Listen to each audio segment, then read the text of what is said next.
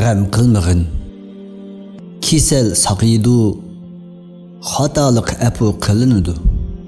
Qarzingni tugaydi, turmiga so'langan bo'lsang chiqsan. Gunohkor bo'lsang tavba qilsan.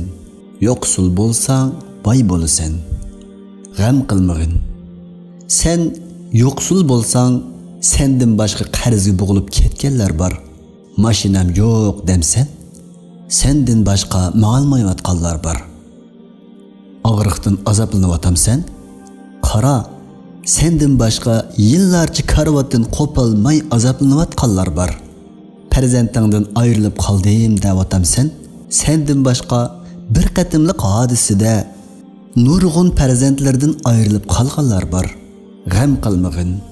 Qora bulutning qandaq tarqaganligini, zulmatlik kechining qandaq oxirlashganligini, dahshatlik bo'ronning qandaq jimib ketganligini ko'ryotamsan. Demak, sening barliq eg'ir kunlaring, jafoliq turmushing hamini bir kun oxirlashadi. Istiqboling yaxshilanadi. G'am qilmag'in. Chunki sen Allohning bir va barligiga ishonding. Musulmon bo'lding. Sen Allah ve Allah'ın peygamberini yaxshi ko'rasan emasmi?